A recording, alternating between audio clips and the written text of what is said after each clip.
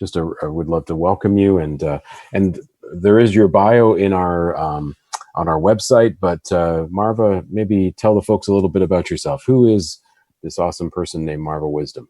Oh dear. That's one thing I didn't count on, that I was going to talk about myself. I prefer to talk about the issues, but absolutely. I was born in Jamaica. My parents immigrated from a little place called Red Ground, just in St. Catherine. So grew up in the country. Came to settle in Stratford, Ontario. I was 14 years old. I won't tell you how long ago that was or how old I am now.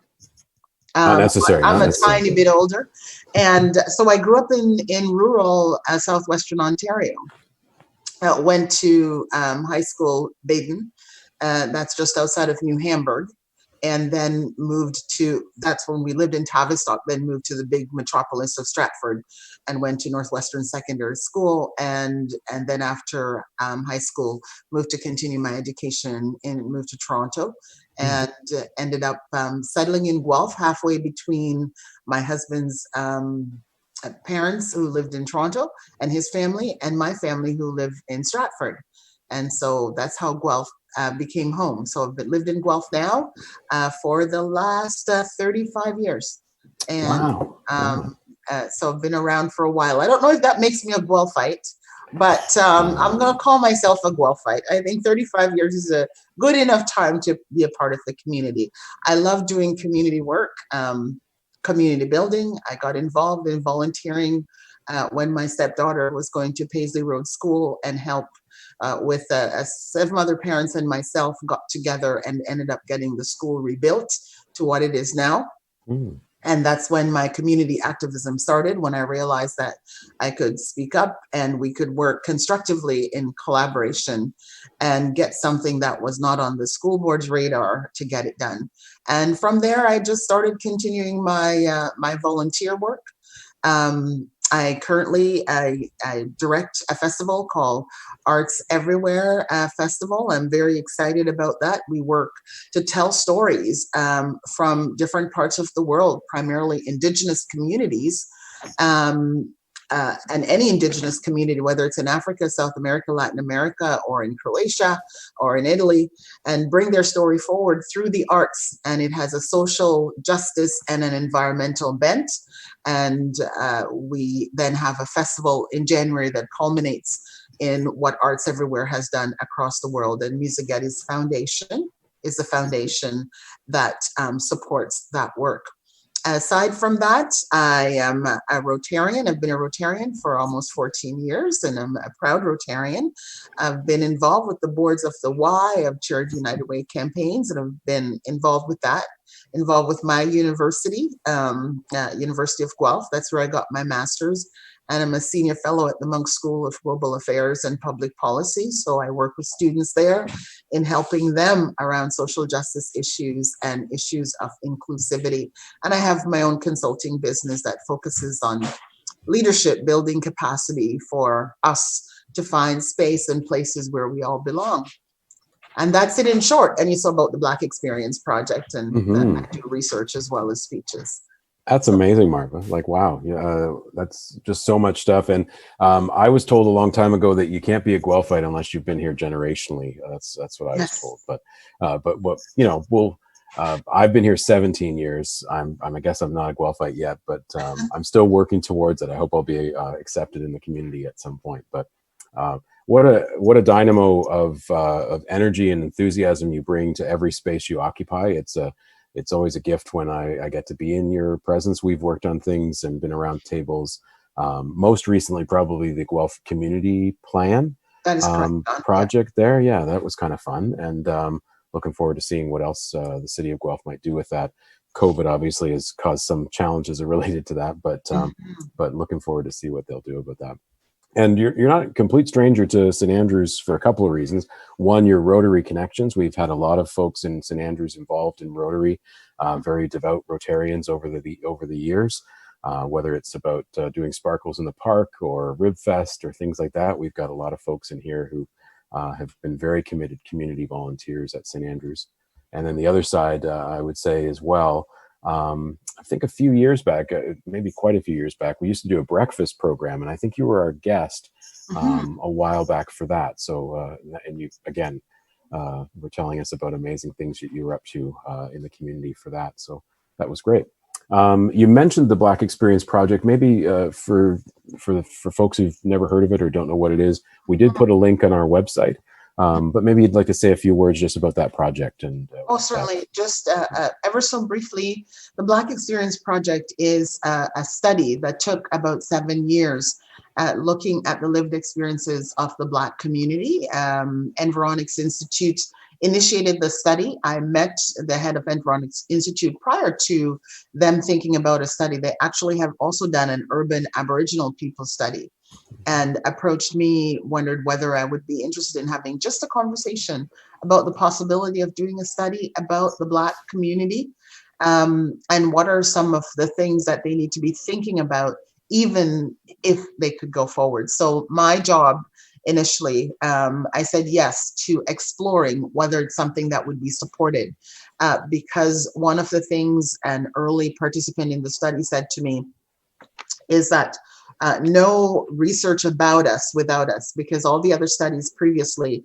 had sat on a shelf and they were initiated by institutions that was a reaction to something either within the criminal justice system, the education system, or otherwise. And we wanted to do something that the community did. So we surveyed 1,501 people across the GTA.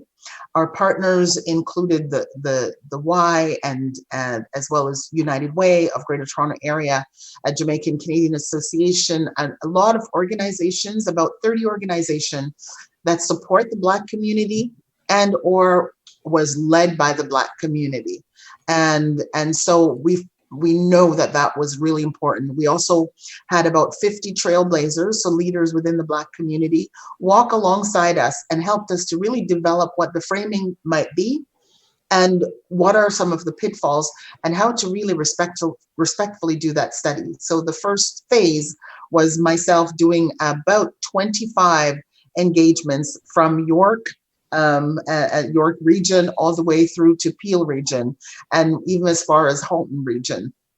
And we involved Durham Regional Police, Durham Region, York Regional Police.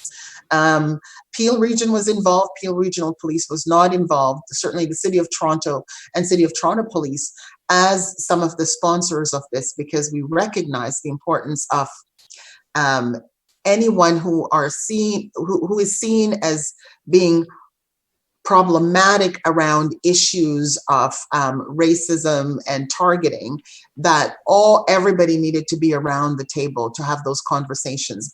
I believe the police forces are using that data and working on using the data. And so it was a 90-minute survey, 250 questions, in-person interviews. And we're very excited about it. It was released in 2017, lots of conversation through 2018. And now with the protests that are happening, it's being referenced a fair bit more. And we are out there talking about the findings again, because the data is there already that supports that there is systemic racism.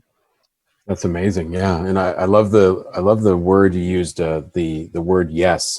I was asked to do something, or I was asked to come to something, and I said yes. And then what that led to, and I have a sense that that's a big part of who you are, Marva. You're somebody who says yes to things, and I think that very recently, for sure, always true, probably for all of your life, but very recently you've been saying yes to a lot, and been involved in a lot of conversations over this past month, for sure. And so thank you for that, for your dedication to doing that. Well, thank you, John. And I feel honored that I can help wherever I can. And sure. Lots of other people, I must add, within the Black community and some outside of the Black community that are also engaging in a very, very strong, deep, and broad way to help to bring about change. And for the members of the Black community who are doing that work, and allies who are doing that work, like yourself, John, who does that work, I really appreciate it as an individual and as a mom and a grandma. It means a lot to bring about the change that we need to see. That's wonderful. Yeah, for sure. So certainly part of the desire to have you come and speak to our congregation today is related to what's been going on in the last month or so, and certainly these are not issues that just turned up this month. It's an important conversation that needs to happen. It's a conversation that has been a call to action for years and years and years and years. But certainly maybe now we're seeing that conversation, the volume being turned up quite significantly. And there appears to be a sense of, for some, that there's a willingness to listen more.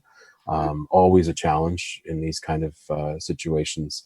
But one of the things I notice in the space I occupy as a white, resourced male, cisgendered, married with kids kind of guy in a clergy collar for to boot, it's also a very challenging and confusing and disruptive time for the community that perhaps I represent in some ways, because some of the language and some of the rhetoric that's used can be challenging. But I would also say, as a member, a representative of that community, I very, very strongly believe that these are words that need to be said, and that we need to have the conversation, because there's truth in those words.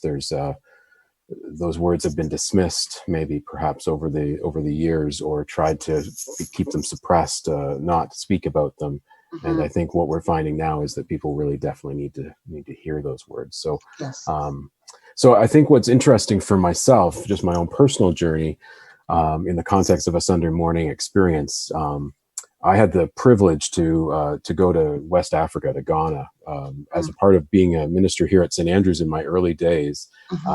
It was an opportunity that was given to me by the Presbyterian Church in Canada to be a delegate to a international church conference, and it was being held in Accra, Ghana, which was an amazing experience, just that alone. Yes. But one of the probably most profound collisions in my life, like in my soul kind of collisions, was when we all visited the slave castles in Ghana, which used to be called the Gold Coast. And slave castles existed all across the West African continent. And to be in a place like that, just to see that something like that existed, was probably, it's hard enough just to witness that and to hear the stories and to visit the spaces. But the thing that just stood out for me, and has continued to stand out for me my whole life long, is the idea that in the middle of this slave castle, so this big stone fortress with prisons and places where slaves were kept in horrible conditions, on top, in the center of this space, was a church. They built a church there. And some people might dismiss it as, well, this, the Spanish were there, so, it was a Catholic church. But the truth is, the slave castles were taken over by different nations all the time. So it was like Spanish, Portuguese, Dutch, British, and they continued to worship in that space. Sometimes Catholic, sometimes Protestant, and the common denominator was they were white Christians. And it just struck me as, how could people sing hymns and read the Bible and worship God, made known in Jesus Christ, while other human beings were suffering such inhumane treatment under the floorboards of their church? And so for me, I find that a powerful story about what we need to be thinking about when we're participating in this conversation. A friend of mine said, what we need to do is lament, repent, and be present in response to what we're finding ourselves in today, and to remind ourselves that we've not been innocent. We have colluded with power and privilege, and we continue to do so in many ways. We've been complicit in the systems and structures that have been built to marginalize, oppress, and victimize other human beings. And the list is long and grievous, and certainly in Indigenous History Month, we have a part to play in all that. So there's so much work to do, and it's maybe first thing is speaking the truth that needs to be spoken of. Maybe there's a time for reconciliation as a part of that, but justice has to be a part of that too, to make that substantive change. And so with all that long preamble in mind, I wonder, in our conversation, if we could unpack a couple of phrases or words that are part of this conversation. because I think it's easy for people to, as the story I just told, some people would say, yeah, that's wrong. What John just talked about, that's horrible and that's wrong. And it's easy to see and to point out. But maybe in today's culture, it's harder to point our fingers on what that looks like, certainly in Canada and maybe even in the city of Guelph. Mm-hmm. And so the first words to unpack would be systemic racism. What is systemic racism and how does that play out today? Mm-hmm. That's a really, really lots and lots of information to unpack and lots of information you've shared there, John. Mm-hmm. I'm just going to go back to ground the definition in something, a part of the song, Joyful, Joyful, that says, teach us how to love our neighbors. Mm. And for us to need to be taught how to love our neighbors is an illustration of systemic and institutionalized racism, because we were born loving everybody and everything that we see. And it's only through our journey in life and our experiences and institutions that we are interacting with and policies that have been put in place. It's only through those experiences that we have been taught in some ways to forget everything that we learned from the time we were born, how to accept people for who they are, how to see a face and accept that person and want to reach out and touch that face as a child. That's what we do as children. We're curious. We want to learn about the other person. Mm-hmm. We don't judge them before they approach us. The only way we judge them before they approach us is if they come, say a child might be afraid of a clown costume because they see the big giant red nose and all the different colors, and it's sort of scary because of something the clown is either how the clown is behaving. And institutional or systemic racism is defined as racism that is found and woven into organizations, and that includes government, it includes our schools, it includes private and public organizations, where the policies that are put in place, it unintentionally or intentionally marginalizes groups of people and individuals, not based on anything that they do or are doing, poor behaviors, but it is based on prejudging a group. And so the policies and practices that are put in place are intended to keep that group from becoming the best they can be within that organization. And outside of that organization, it plays out as well, because individually, the formal way of the way people are treated within organization, it seeps out into our individual behaviors toward each other. So that's seeing someone for who they are, seeing them different, not seeing me necessarily. Someone could say, oh, I don't see Black, I see Marva. Marva, to me, you're just like me. And someone might say, go farther by saying, oh, you're smart, and I like how you speak. That's a form of microaggression, and all of that is sort of developed within systems that set me aside, that says that I'm not as good as the other person. So in order for me to be able to succeed, I have to work even harder, try even more, be extremely resilient, because I won't get the breaks that others might get, because the system is set up for people like me to not succeed. And that is part of what systemic racism is. It's really unfair application of our policies and sometimes of our legislation. And then it's expressed formally in how people carry out those practices and policies that creates the kind of injustice that folks have been fighting against.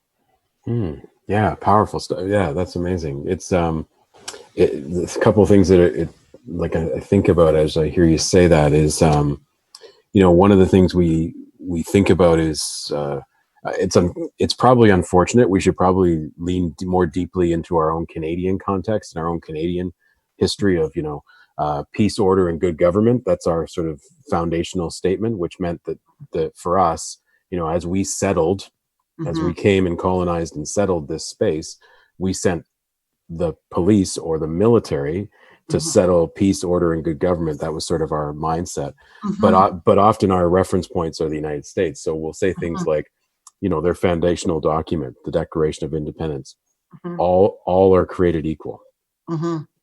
But it's written by a white guy, a slave owner, a property owner, in a very systemic way, to basically say, well, all men are created equal, but those men have to be white, have own property, in order to vote, in order to do anything. So it not only marginalized, a whole swath of humans in the United States culture, but also people who didn't own property, weren't property owners. I mean, even just in those basic things. And it's amazing how we so casually use language that way of saying, churches do a thing, and you'll see it's actually on the sign at St. Andrews. It says all are welcome. And we want to believe that is true, and we want to feel and mean that.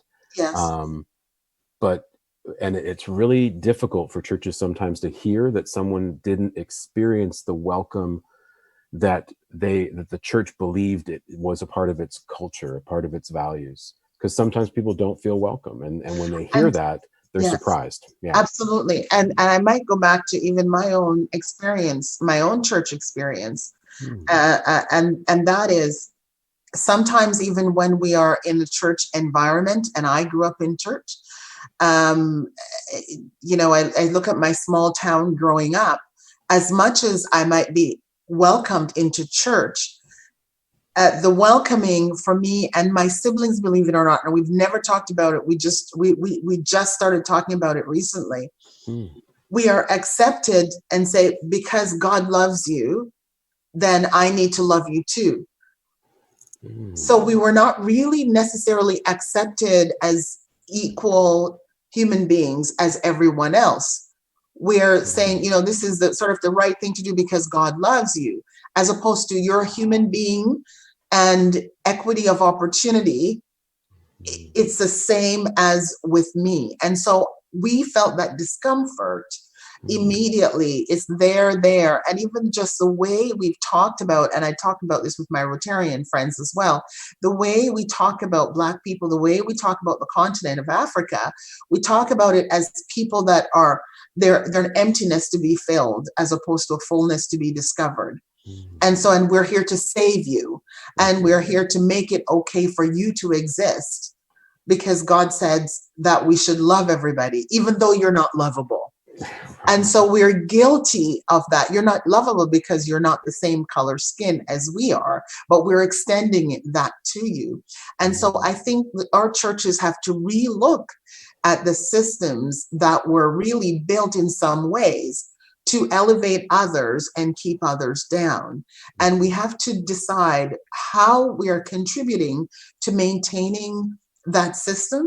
So even though we say we welcome everybody and we love you and come in and, let's break bread, but we're still looking at you with a jaundiced eye. We still need to get to know you, to know whether you really deserve the love, whether you really deserve the compassion, or the empathy. We're waiting. And if you make a mistake, heaven forbid that you will make a mistake, then we said, see, I knew it. And if you do really well, we say, she's really, really, she's really good. And that Marva is really good. Even though she's Black, she's really, really good, until the next Black person comes along and the next person. So then I end up representing my entire race. Right. And if someone do something negative the night before, then I probably have to, I've probably lost a little bit of that confidence that the person has in me, because someone did something, and what if she's like them? So that's what, when we talk about stereotyping, That's what stereotyping is. And as a young person growing up in rural Ontario, and even when I was in Toronto, every time a Black person did anything bad, that weight was really heavy, because my day meant that I had to prove yet again that not all Black people are bad, because I know that's the way I was being treated and the way I was looked at, whether it is inside of me or whether it was really happening, because perception is reality. So a young person shouldn't be burdened with feeling that they have to represent their entire race. Thank you for that, Marva. Thank you. Wow. Yeah. It makes me think in the church, there's been, it was the 70s, 1970s, when women were allowed to be ministers in the Presbyterian Church in Canada. And having served as a person who's, as ministers, sometimes we have to take care of another church when they don't have a current minister and help them through a process to find a new one. Yes. Occasionally you'll hear stories like, well, we had a woman once, but that didn't go well, so we're not going to do that again. Yes, yes. And they've been around for maybe 200 years. And it's Yes. like, oh, but, and the wall of pictures is like all these white guys. Yes. And it's like, so one woman one time, and you're never going to do that again. But what Yes. happened to like the 195 years that you had a white male minister? There's got to be one that wasn't that great. Yeah, I can't imagine they were all super, right? Yeah. And the other thing that I think what I'm hearing you say in your story as well is how does the church embrace the fullness of all people, all human beings. And one story in my background in the church, I served a church in Rexdale Presbyterian Church. And a guy visiting one time came and said, man, this church is Toronto. Like, this is just Toronto. Because it was very diverse, mostly West African and mostly Caribbean. So Trinidad and Tobago, Guyanese and Ghanaians, and then an older population who had basically immigrated from England and Scotland and Ireland, and had worked at Avro Aero when Avro Aero was a thing in Toronto, right? And so one of the collision points that we had, and it's about food. So they would have potlucks, and I would notice that the Caribbean community and the West African community weren't bringing their food to the potlucks, because I knew they had great food, because they would invite me to these prayer meetings in their homes, and there'd be like tons of food. I mean, they knew how to have food. It was so much food, and it was awesome. And I said, why don't you bring roti and curry? Oh, no, people don't like that here. I'm like, but you like that here. Why wouldn't you bring it? And there was a collision point where somebody actually said, from the white community, you people eat that goat stuff, and we're not going to have that. And I thought, wow, we're not having that. Like, we gotta, like, so what would happen, and it evolved over time of me being there over about 5 years. A wonderful Trinidadian lady would bring me, like, to a potluck, she'd bring me and my family a little bit of roti and curry, because Pastor, we know you like this, so we'll bring this to you. And I said, just bring it. Because and then over time, that's what they started doing, the trays of rice pudding and the trays of curry and roti. And people started to, it started to evolve. And it's amazing how you mentioned the breaking bread. It's amazing how a church can be a part of that. Yes. If we can break bread together and share a meal together, it kind of can transform things. I think that's amazing. Absolutely. We don't have a lot of time to we could talk forever, probably. I enjoy our conversations this way. Let me actually move to, I think you've touched on a lot of things I wanted to touch on in our conversation. But we're a community that also celebrates hope. So, I mean, these things are hard, and it's difficult, and it's big, and it's hard to understand for some folks. Some people have been living with it their entire lives, so they're not as patient with the folks that are just getting up to speed. So what's for you personally, like, what's fanning the embers of hope for you, and where are you seeing hope in this conversation in the city of Guelph, or even globally? I don't know how far you want to expand that hope, but even if there's tiny embers in Guelph.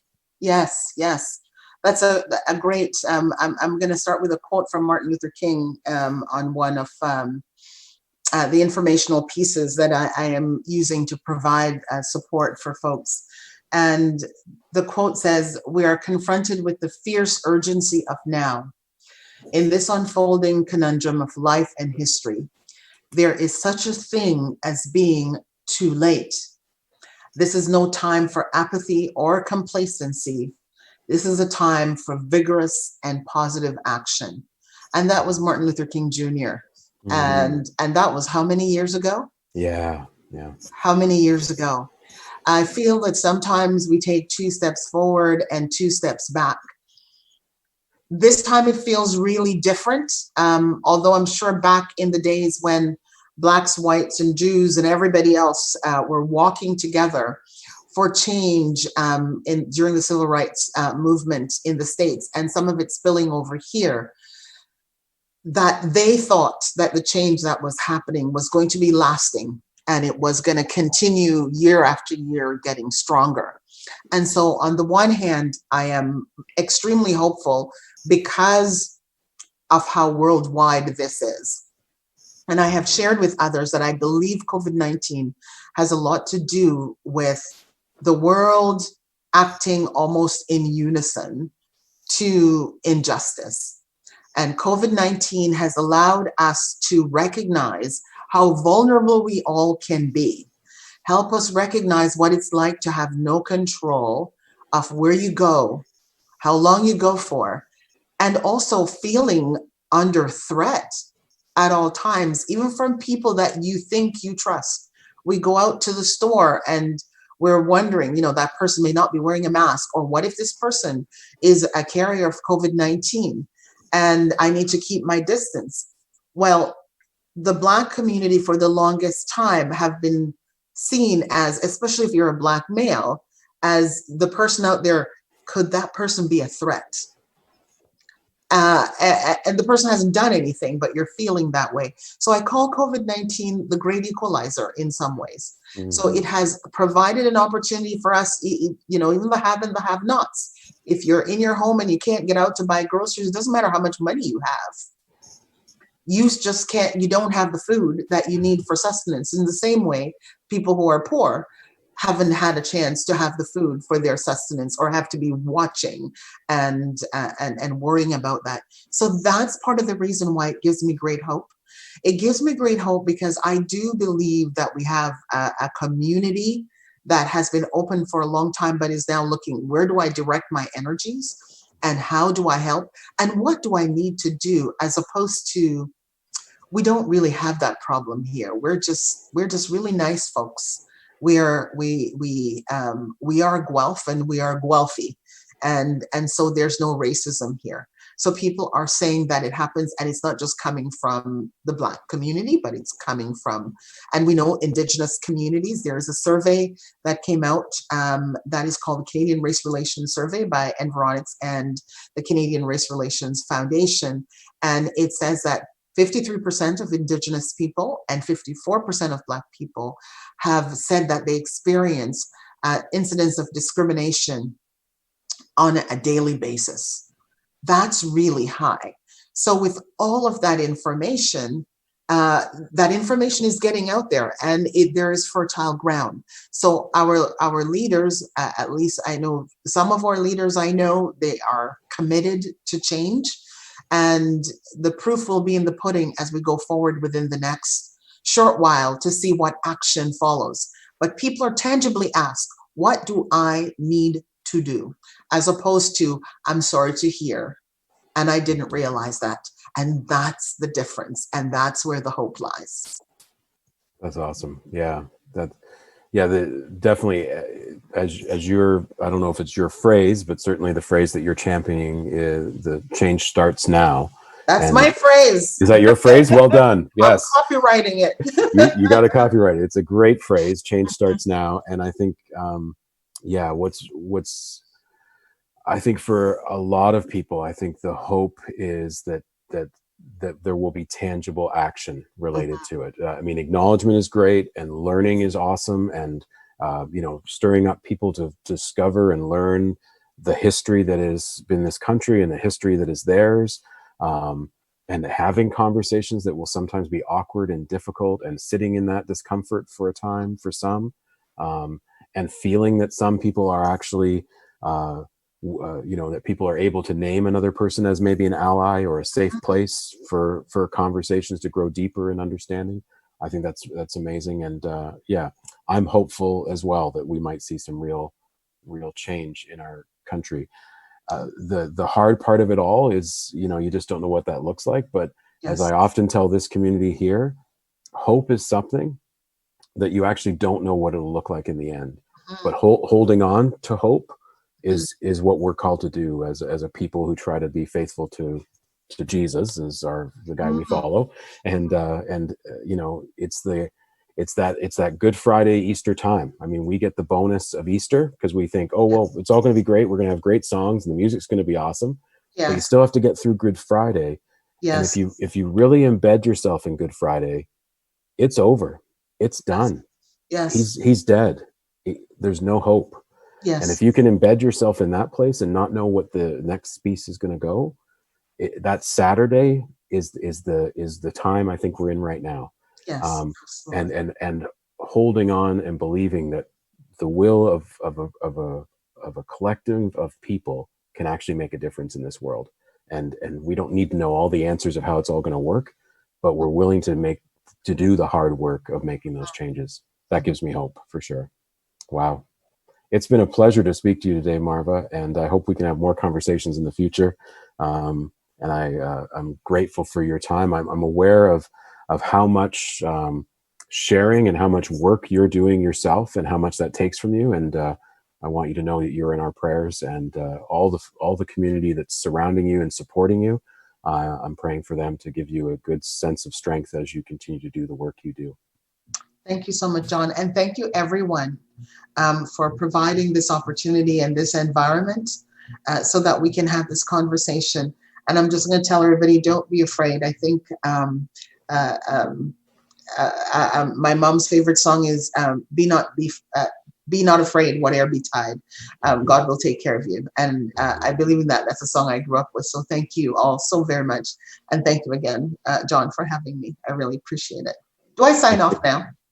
Well, you can stick around. I'm going to do the offering, and we're going to have a prayer time. If you'd like to stick around for the prayer time, sure. Yeah, probably a little bit longer. And then, but if you need to go, I mean, you're a busy lady. I understand that too. So let me just share our screen for